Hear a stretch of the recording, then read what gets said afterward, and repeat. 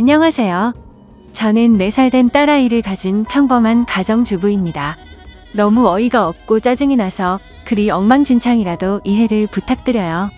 일단 어디서부터 이야기를 꺼내야 할지 정리가 되지 않지만 최대한 간결하게 이야기하겠습니다. 몇 년 전에 제 딸아이가 돌이 될 무렵에 낯선 번호로 어떤 여자에게서 전화가 왔습니다. 어려 보이는 목소리의 여자였는데 저희 남편과 사랑하고 있다고 당당하게 말하더군요. 말은 하늘의 날벼락이 내린 듯이 무슨 말인 건가 싶고 황당했죠. 너무 당황스러우면 아무 말도 나오지가 않는다는 걸 그때 난생 처음으로 알았습니다. 솔직히 남편을 많이 믿고 지내왔기에 조금도 의심하지 못했습니다. 연애 때부터 결혼해서까지 한결같이 저에게 잘해줬었고 아이에게도 그 누구보다도 다정하고 가정적이었거든요. 술, 담배도 안 하고 일이 늦게 끝나는 직업이라 바람 피울 상황도 못 된다고 안일하게 생각하고 있었는지도 몰라요. 아무튼 그 순간에는 너무 당황스러워서 전화를 그냥 끊어버렸어요. 그리고 나서도 몇 번 더 전화가 왔지만 너무 떨리는 마음에 차마 그 전화를 받지를 못했죠. 당황스럽기도 했고 믿기지 않는 그 상황에 무슨 말을 해야 할지를 모르겠더라고요. 그렇게 제가 전화를 받지를 않자 문자 몇 통이 연달아서 계속해서 오더군요. 남편과 다정히 찍은 사진이랑 긴 장문의 문자로 남편과는 1년 정도 만나왔고 서로 사랑하고 있으니 저보고 포기해달라고 합니다. 자기는 제 남편 없이는 못 산다면서 왜 그런지에 대해서 구구절절 이야기를 길게도 풀어서 얘기하더라고요. 일단 남편이랑 얘기한다고 답장을 보냈고 남편이 퇴근하기를 기다리는 시간이 천년만년 같았어요. 전화로 어찌된 일인지 퍼부을까를 100번쯤 고민하다가 변명을 만드는 시간을 주는 것 같아 겨우 참고 기다리니 남편이 퇴근을 하고 아무렇지 않게 집에 들어오더군요. 아무 일 없는 척 웃으며 들어오는 남편에게 사진을 보여주며 물으니 얼굴이 사색이 되어서는 제게 용서해달라며 빌더라고요. 회사에서 만난 여직원인데 자기에게 호감을 보여 순간 혹한 적은 있지만 나를 배신한 적은 없다고 합니다. 그냥 외로워서 몇 번 만나서 같이 술이나 한잔 마셨던 것 뿐이고 자신은 우리의 가정을 깰 마음이 절대로 없다고 하더라고요. 제가 아이와 밤낮으로 잠도 못 자고 씨름하고 있을 때 남편이라는 작자가 외로웠다는 핑계로 그 여자와 술 퍼마시고 다녔다는 걸 용서해야 하나요? 저는 멍청하게도 그런 사실을 전혀 몰랐다는 게 너무 화가 났고 앞으로 이 사람을 예전과 같은 마음으로 대할 수 있을까 싶더라고요. 결혼 전엔 남편이 바람핀다면 당장 이혼해야지라고 생각했었는데 막상 상황이 생기고 보니 자꾸 남편의 변명을 믿고 싶고 한 번만 눈 감으면 우리 집이 다시 예전처럼 돌아갈 것 같았어요. 참 바보같이 말이죠. 남편은 저만 보면 빌면서 용서를 구했고 저는 남편만 보면 울고 불며 화내는 상황이 생겨났습니다. 그렇게 보름 정도가 지났을 때쯤이었죠. 갑자기 남편이 이혼을 하자고 하더라고요.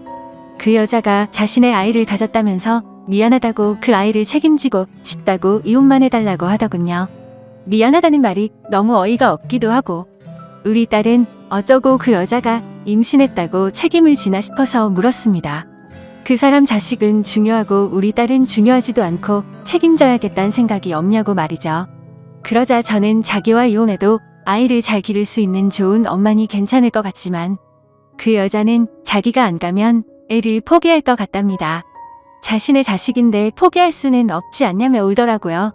너무 기가 막혀 대꾸조차도 하기 싫어서 가만히 있었습니다. 이 집은 저를 준다고 자기만 보내주면 된다고 하면서 저더러 자신이 없어도 너는 잘 살 거라고 이해해달랍니다.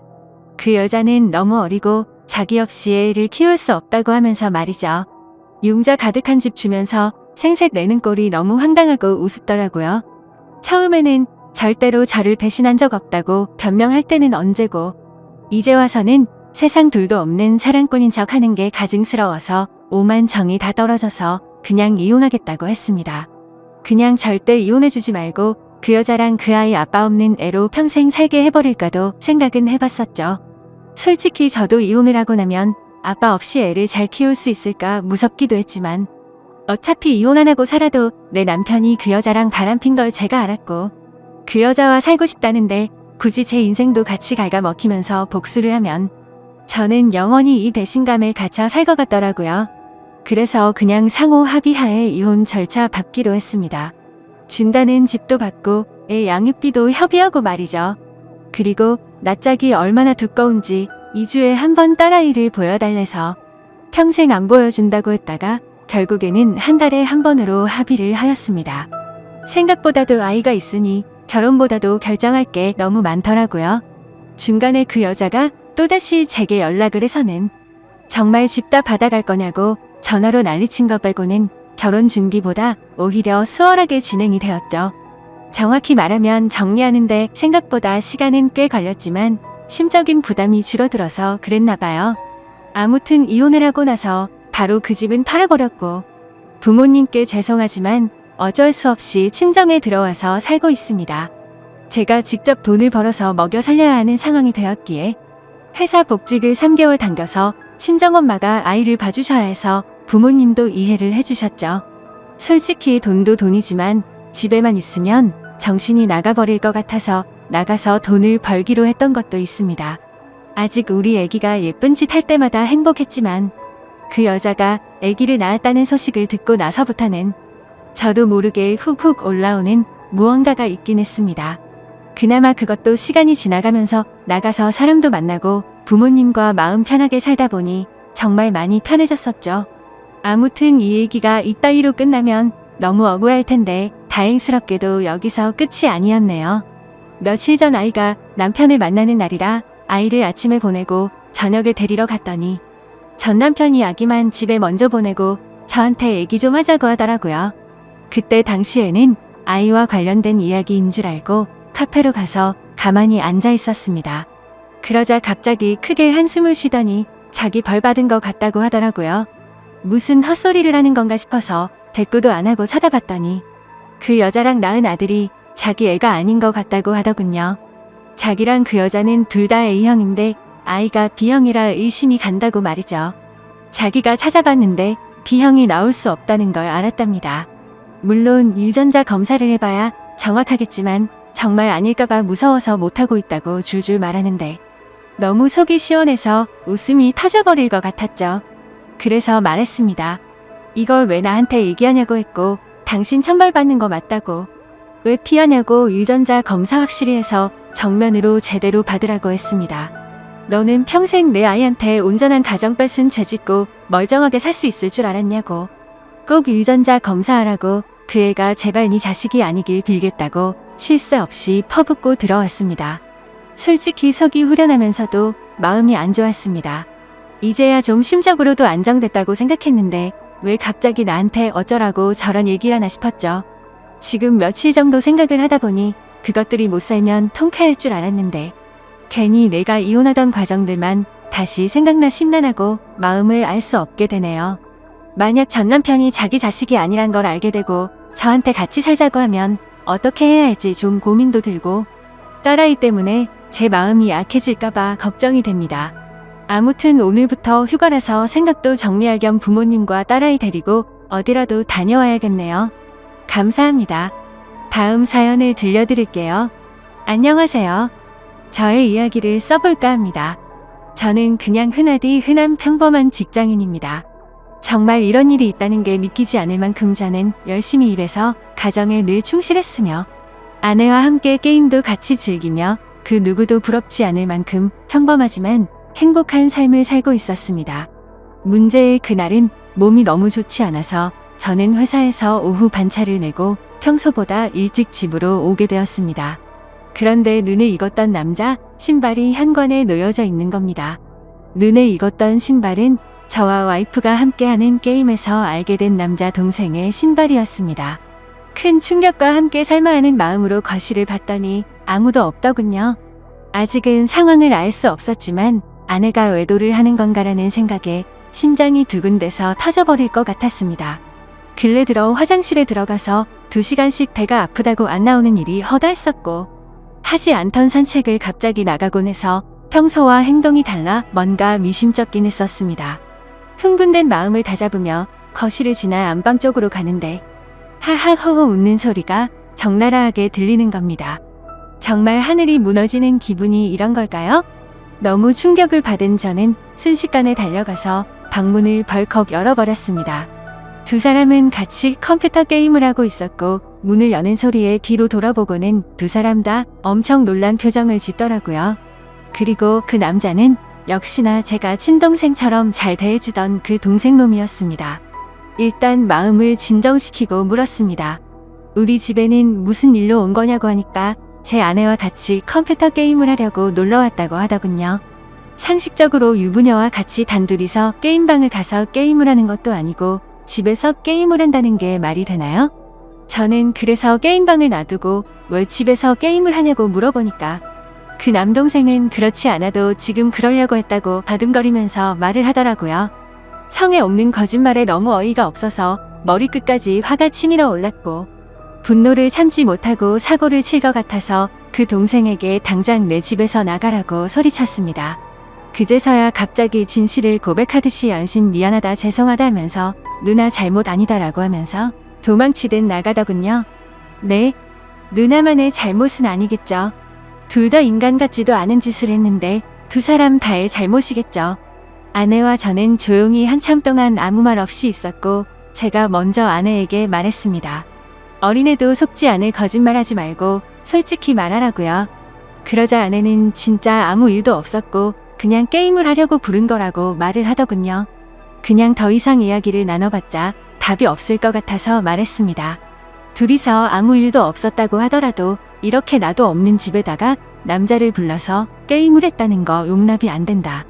이제는 믿었던 신뢰가 깨졌으니 더 이상은 이 결혼 생활을 이어갈 자신이 없다고 말했죠. 그리고 나서 일단 여행용 캐리어를 꺼내서 아내의 옷들을 집어넣었고 그제서야 아내는 그냥 별 생각 없이 부른 거라며 미안하다고 무릎을 꿇고 손을 싹싹 빌며 미안하다고 했습니다. 그런데 어떻게 이게 용서가 될까요? 아무 일도 없었다고 하지만 유부녀가 남자를 집에까지 불렀다는 거 자체만으로도 제가 모르는 사이 무슨 일들이 벌어졌을지 알 수도 없는 거고 상상조차 하기가 싫었습니다. 심지어 연애 때부터 절대 이럴 여자가 아니라고 믿고 살아왔기에 충격은 훨씬 더 컸었고 정말 지옥이 있다면 딱 이 심정이겠구나 싶더라고요. 아무튼 아내는 계속해서 미안하다고 같은 말만 반복하면서 버티고 있었고 결국 저는 장인 어른에게 연락을 해 지금 있었던 일 그대로를 말했더니 아무 말씀도 없이 전화를 끊더군요. 저는 그 길로 주차장으로 내려가 차에 타자마자 정말 난생 처음으로 정신을 놓고 펑펑 울어버렸습니다. 그렇게 몇 시간이 지나 장인어른이 집으로 오라고 해서 올라갔더니 술을 드시고 계시더군요. 근데 식탁 앞에 앉자마자 장인어른은 갑자기 삿대질을 하면서 가정도 지키지 못하는 게 네가 그러고도 가장이냐 한심하다 한심해 이러는 겁니다. 정말 충격에 충격을 받았더니 눈알이 뒤집어지더군요. 너무 화가 나서 앞에 있던 유리 물컵을 아래로 내리쳤고 유리 파편에 긁혀서 제 손에서는 피가 흘렀지만 너무 화가 나서 아픔도 느낄 수가 없더군요. 그 모습을 본 장인은 집으로 가시면서까지 고래고래 소리치고 현관문을 발로 차더군요. 정말 어떻게 인간이 이럴 수가 있을까요? 모두가 다 나가고 저 혼자서만 그 집에서 남아서 술을 마셨습니다. 정말 몸이 좋지 않아서 조퇴를 해서 몸 상태가 말도 아니었는데 몸도 마음도 엉망진창인 상태로 웃었다 울었다를 반복하다가 잠이 들었네요. 다음날 저는 아내와 얼굴을 보고서 마무리를 지어야 할 것 같아서 무작정 차를 몰고 아내의 친정댁으로 갔습니다. 근데 아내는 대뜸한다는 말이 어떻게 매번 오빠만 생각해? 그냥 집에서 게임 좀 한 것 같고 왜 그러냐며 나 좀 내버려둬라고 하더군요. 정말 낯짝이 두꺼워도 본인이 그따위 짓을 해놓고 어떻게 저런 말을 할 수 있을까요? 정말 마음 다잡고 가슴에도 눈알이 또 뒤집히더군요. 정말 제 아내는 저를 호구로 생각했던 거구나 깨달았습니다. 그래서 저는 물불 가릴 거 없이 다음날 곧장 이혼하려고 법원으로 간다고 두 사람에게 통보를 했고 그러니 그 동생이었던 놈이 카톡으로 미안하다 어쩐다 하면서 답장이 오더라고요. 그래서 두 사람 언제부터 만난 거냐고 하니까 얼마 안 됐다면서 미안하다고만 하더군요. 그래서 그냥 미안할 필요 없고 앞으로 네가 책임지고 살라고 하니까 누나를 지금 제가 어떻게 책임지냐. 자신은 사라지는 게 맞다며 호기심에 만난 거다 이런 헛소리를 하더군요. 의심이 확신으로 바뀌는 순간이었습니다. 두 사람은 제 예상대로 만나왔던 게 맞았고 증거도 확보가 되었죠. 그래서 그걸 아내에게 보내줬더니 그제서야 문자로 제 얼굴 볼 자신 없다며 상처 줘서 미안하다고 하네요. 저는 혼자서 그 지옥 같은 아파트에 있는데 말이죠. 아무튼 아내에게 이혼 서류 접수할 거니까 그렇게 알라고 했더니 호감을 갖고 만났던 건 맞지만 끝까지 아무 일도 없었다고 우기더라고요. 네, 어차피 상관없습니다. 휴대폰 녹음으로 전부 녹음도 해둔 상태이고요. 웬만한 증거는 다 수집해뒀습니다. 카톡 문자 내용, 입차 내역 등등 말이죠. 근데 증거 수집을 하다 보니 아내가 이 상간남 차를 아파트에 차량 등록도 해놨고 집 카드키도 준 것 같더군요. 세부 입차 내역을 보니 3달간 60번은 넘게 오고 갔더군요. 정말 알면 알수록 더 미쳐버리겠더군요. 심지어 그 남자는 백수에다가 동거녀가 있는데도 이걸 숨기고 이따위 짓을 했더라고요. 당연히 그 동거녀에게도 이 모든 사실을 다 밝힐 겁니다. 저는 정말 이 사건에 대해 절대로 그냥 넘어갈 생각이 없고 모든 걸 끝내려고요. 배신감, 자괴감에 치를 떨었고 그래도 사랑하는 아내라 용서를 해줄까도 했지만 적반하장으로 나오는 아내와 처가의 행동에 정말 바닥의 끝을 보고 나서 오히려 제정신이 들었습니다. 천국에서 지옥으로 바뀐 그 집에서 혼자 버티며 저는 더욱 더 확고해지고 있네요. 심지어 아내는 제가 직접 모은 증거들을 끝까지 부인하네요. 전 단지 진정성 있는 사과와 반성을 원했는데 말입니다. 정말 뻔뻔하게 마음대로 하라고 하면서 한 번의 실수도 못 넘어가냐며 오히려 저를 치사하다고 생각하더군요. 정말 이 충격적인 일에 너무 힘들어서 정신과 상담을 받았습니다. 전문의 말로는 상당히 위험하다고 심리 검사를 받고 결과를 기다리는 중입니다. 심리 상담자 말로는 이 상황은 자식이나 부모를 잃은 충격과 흡사하다고 하네요. 저 두 사람은 죽었다 깨어나도 제 심정을 절대로 모를 겁니다. 제가 얼마나 죽을 만큼 힘들고 그래도 안간힘을 쓰며 버텨왔는지를요. 그래서 보여줄 겁니다. 전 그들이 얼마나 잘못된 일을 하고 있는 것인지 앞으로 뼈저리게 느끼게 해줄 겁니다. 저를 건드린 건 인생 최대의 실수라고 생각이 들게 해주고 싶네요. 지금까지 제 사연을 들어주셔서 감사드립니다. 다음 사연을 들려드릴게요. 넋두리입니다. 자작이라 하셔도 좋고 멍청하다고 욕을 하셔도 좋습니다. 그냥 어디에든 말하지 않으면 너무 힘들어서 제가 정신이 나갈 것만 같아서 이렇게 글을 씁니다. 5년 동안 전혀 몰랐습니다.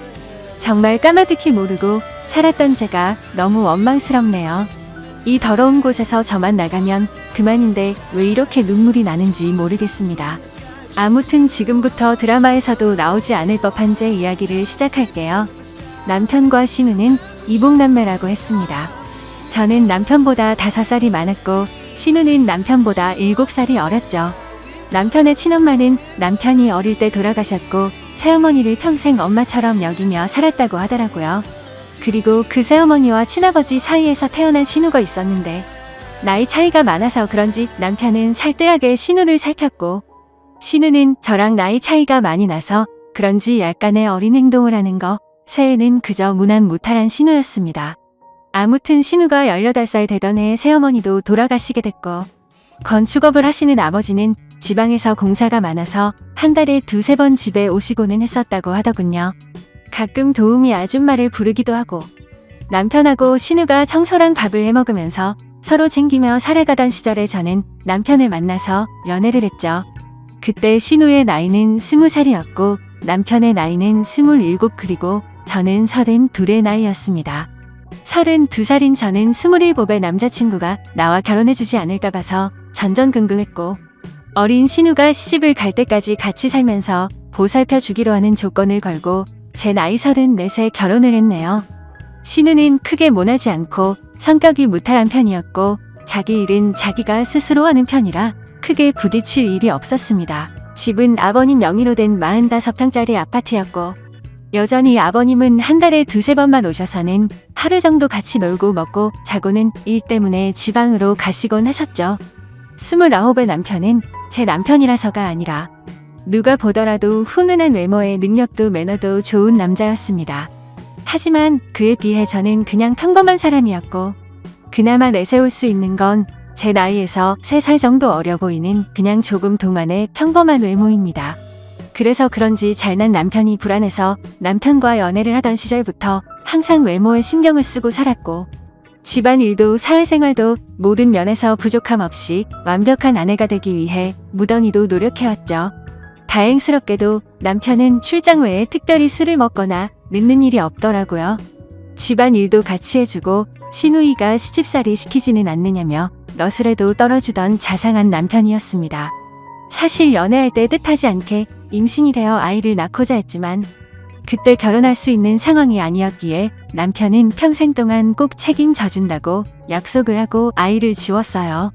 물론 그때는 너무 큰 상처였지만 결국에는 약속대로 결혼도 하고 저를 책임져 주었으니 더 이상은 상처가 아니라고 생각했습니다.